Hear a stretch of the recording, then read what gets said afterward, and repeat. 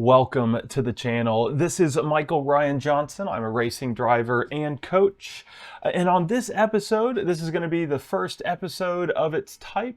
We're going to be going on board with one of my drivers as he takes on the iconic Weathertech Raceway Laguna Seca. So very special track, very special facility. It's set in Monterey, California. It's well known. It's on nearly every simulator, every video game that any car enthusiast has ever played in their life. But since 1957, it's been a very famous track with all different types of series coming to race there.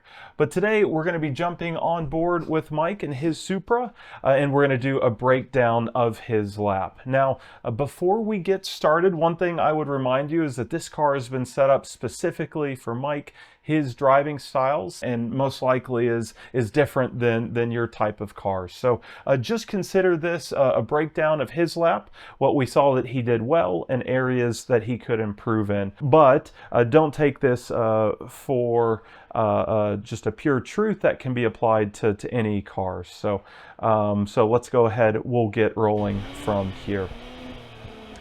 So as Mike gets started on his lap, so even as he exits the final turn, that's going to be important. So he starts to get a good run onto the front straightaway here. This lap Mike did, one thing I'll mention is this was not his first lap. This is actually his third session on the track. And so we spent the day kind of building up to speed, starting off very slowly at the beginning and then building up, getting quicker and quicker throughout the day. So as he gets rolling down the front straightaway, this is turn one. You can see the flagman there on the left. In turn one, the big key here, you can see it in the video if you look carefully, the road is climbing up. There's an incredible amount of elevation gain that's hard to define. It's hard to tell from a video, but when you're there on track, you'll absolutely feel it. So it's a two-part corner. So what Mike's going to do is he comes across the line. He's actually staying mid-track or even a little bit to the right.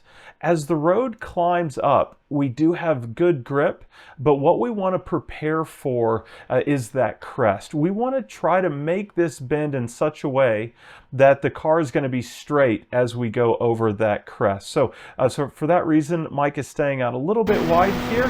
He gets the car turned, and right as he goes over this crest, he's doing his best to try to get the wheel, the steering as straight as possible. With lowered power cars, a lot of drivers can take this flat out. With higher speed cars, there's sometimes a little lift there. That's natural, and we try to reduce that as we get comfortable with the track. Now, heading down to the Andretti hairpin, this is turn two. You'll see Mike, he's bringing the car to the right side.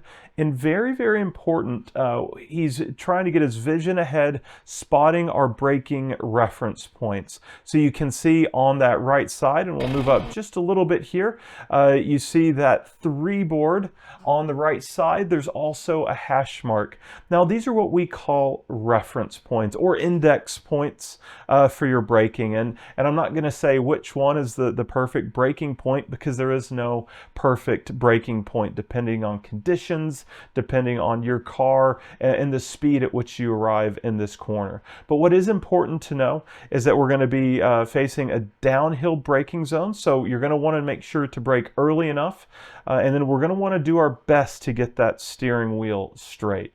So it's going to be a heavy initial brake point, and get your eyes on those reference points. Know exactly where you're braking, so that way you can be consistent lap after lap with your braking effort. So aim to start braking early when you arrive at a track, and as you get comfortable and recognize, okay, I'm braking a little bit early, then we can gradually, just a car length at a time, get closer and closer to that corner with our braking until we find our optimal braking point.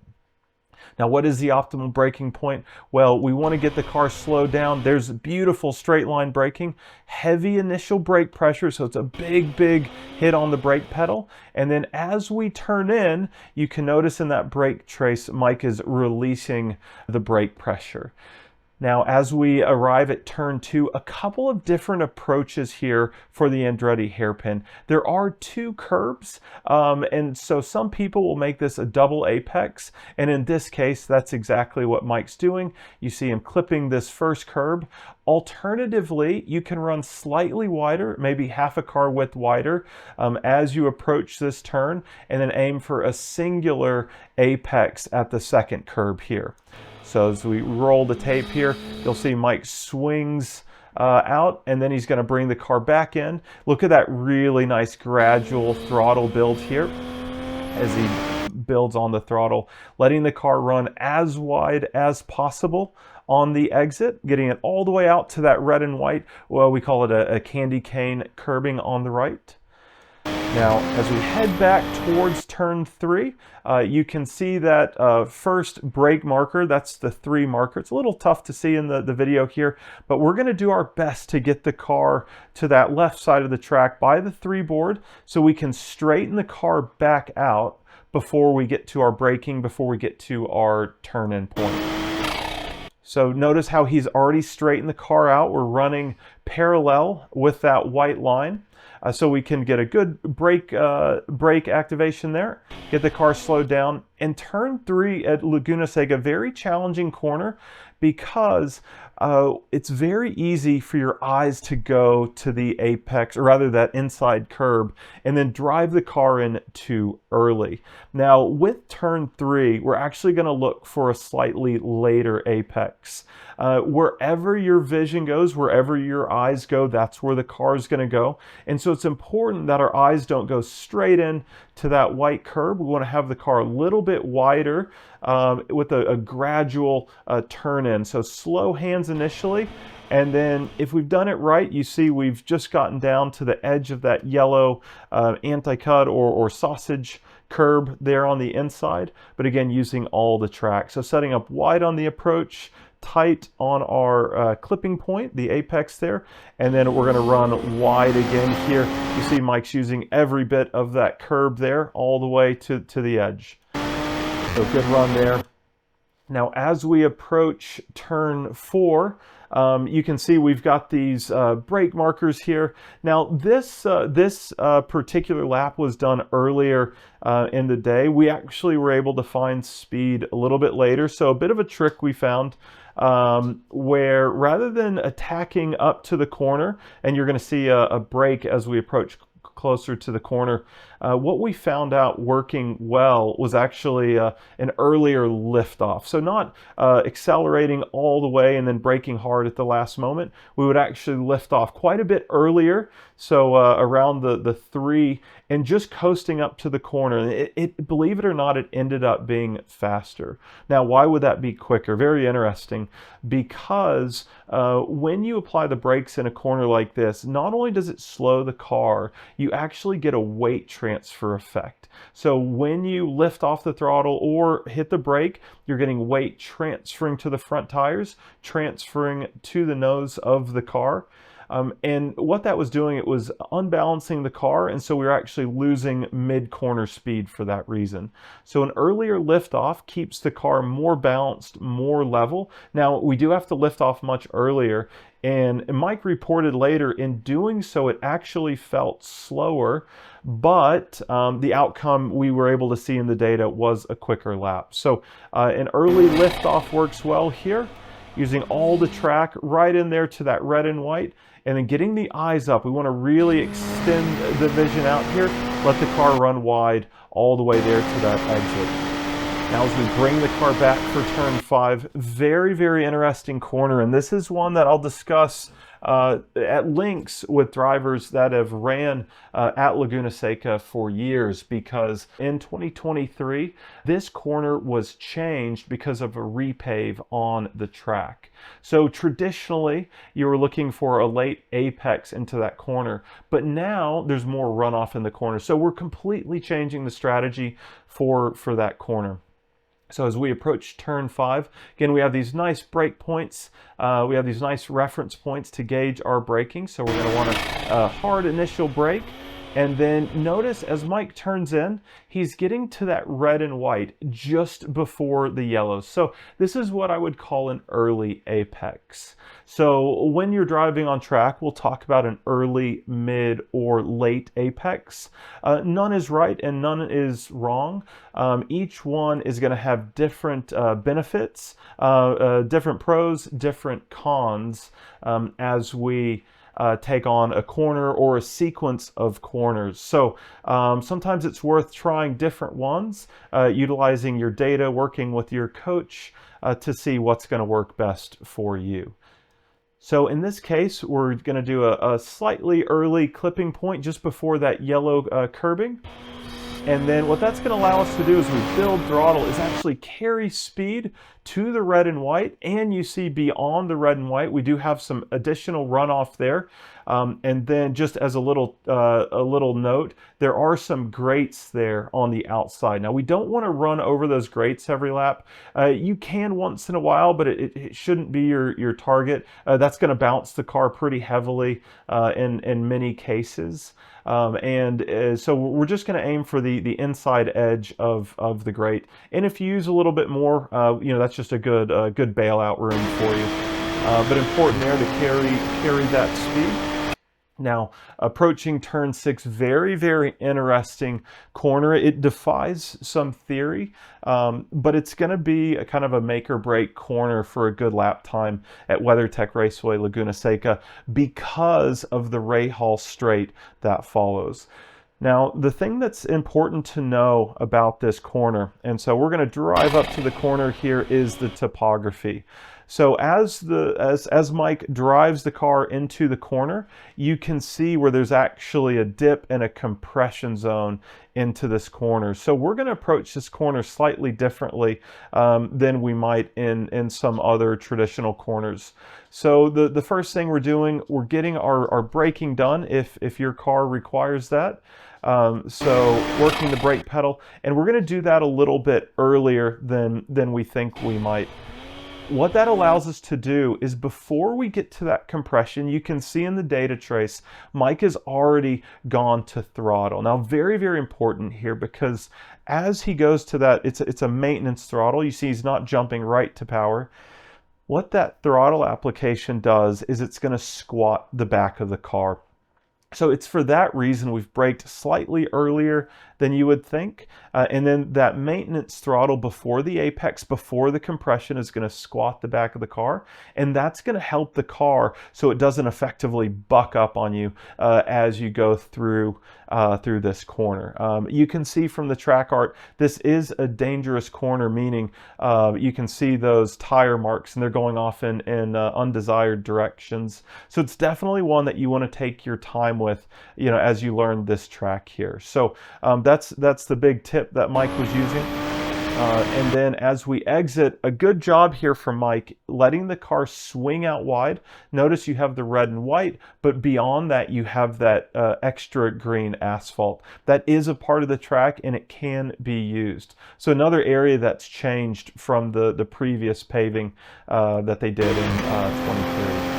So as we head up the hill here, heading towards the famous Corkscrew, you'll notice to the left, Mike's going to stay slightly inside that white line. You can go to the left of that white line. That is an option as well. And that's something that Mike could change and try out differently for his next run. And then we want to be set up on that left side. Now, as we get to the braking zone for the Corkscrew, very important that we understand all of our landmarks. And just backing up a little bit here, you see on the floor, the end of this red and white curbing, it goes to white. So it's important to know that's there because some cars need to brake there. Some cars need to brake before that. And even though you can't see the Corkscrew, in fact, all you can see at this stage is heavens, the Corkscrew is bearing down on us, and it is doing so swiftly at this pace, 112 miles an hour from Mike. And then Also, as we approach, you'll see on the right, you have some more reference points. There's a start of the curbing, that white paint, and also the green. And we need to gauge our braking. We need to do so very, very accurately here. And so as a driver, I want to go back and look at all those things. It's great to do in a video like this one, or alternatively in your own onboard video. Or in addition to that, if you ever have the opportunity to do a track walk and physically walk the track, very, very valuable to do that, to get your eyes on those different points around the track. So it's going to be a heavy brake zone, and you notice there's also a crest coming up. So we're going to brake hard before that crest, and then you see a slight dip in the brake pressure as we go over the crest, and then Mike reestablishes braking as we turn the car in. Now, a couple of different lines here, different drivers will do. So I like to keep the car fairly wide here. And holding the car to the right, that's going to open up the approach angle for the corner. You can be slightly tighter. Some drivers will run that and utilize that camber.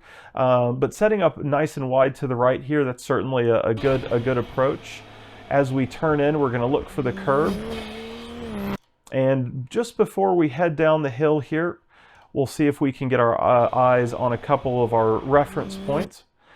So you see just on the horizon there, you see 1, 2, 3 trees. So if we turn in correctly, we clip the curb on the inside there of the corkscrew. It's that third tree that we're looking for. We want to drive straight towards that. And if we do that, that's going to set us up nicely to have a good apex at the bottom of the corkscrew. Now, depending on the car, we can definitely be going to some throttles. You see Mike's done there down the corkscrew. Now, everyone likes to talk about the corkscrew, but the next corner coming up, this is the Rainey curve after the famous Wayne Rainey, a very talented motorcycle racer. And in my personal opinion, this is actually my favorite corner on the track. Now, a lot going on here. First, you can see the bend, but in addition to that, the road is falling away from us. So a lot of elevation lost here. You know, we've spent most of the lap climbing up. Now the road's falling away from us. And so we're going to be losing grip as we get into this corner. Now, a few different approaches. You see Mike's gotten quite far back to the right. That's a good one. You don't necessarily have to be on that white curbing on the right side for the approach, although it usually doesn't hurt. However, by going to the right side, you do actually add distance to the track. So that's one thing we go back and look at in data and determine what's the best strategy. But certainly setting up on the right side here. And as the road drops away for us, we want to be very, very mindful with smooth releases of the throttle. You don't want to jump off the throttle. You don't want to smack the brake pedal on, because that's going to unbalance the car there. So if you're going to brake, we want it to be a very light drag of the brake, more of a speed adjustment than a heavy brake. And that's just going to help keep the car balanced, get it to the correct speed. We're clipping this inside white curbing and then letting the car run wide here. Now, more importantly than getting all the way to the right side is making sure we get back to the left side for turn 10. As we approach turn 10, good straight line braking here. Again, using our reference points here. And you're going to see how smooth Mike is going to steer the car through here. Firm initial brake, and he's going to release that brake pressure. Smooth hands in. Squeezing on that throttle on the way off, and he's done a fantastic lap so far. So turn 11, that's the last opportunity we have to gain on the lap. And one of the things that's very easy to do is overshoot this corner. So make sure, again, we've talked about it a few times, have good eyes on our braking markers here. We have these reference points, and we want it to be a strong initial brake pressure. It's usually okay to be slightly overslowed in this corner, but if you're too hot, if you're too fast in here, sometimes you'll be very late to get on to power. So we'll watch how Mike does. Heavy brake, getting the car turned in. And notice how patient he is with the throttle there, waiting until the car is coming off the corners. He opens or unwinds the steering wheel, and then utilizing all of the track and then some. A lot of people think the red and white is the edge of the track, but in fact, you can drive all the way out to the edge of the green here. That's going to help open the radius, open the arc of the corner, allowing you to have a good run onto the front straightaway, and that's going to carry us all the way across the start-finish line. So great lap from Mike, 36.4. So really strong on his first day at the track. So again, you know, I would mention that it was one that we've done a lot of practice for leading up to it. He did a lot of work on the simulator, and then we built up through the day to achieve this. So fantastic first day at the track, wonderful circuit, and I hope you all enjoyed our onboard lap with Mike. And again, if you like this, please let us know in the comments. We can do more of these. We're pleased to do so. So thanks again for watching. Hope you enjoyed it, and we'll see you at the track soon.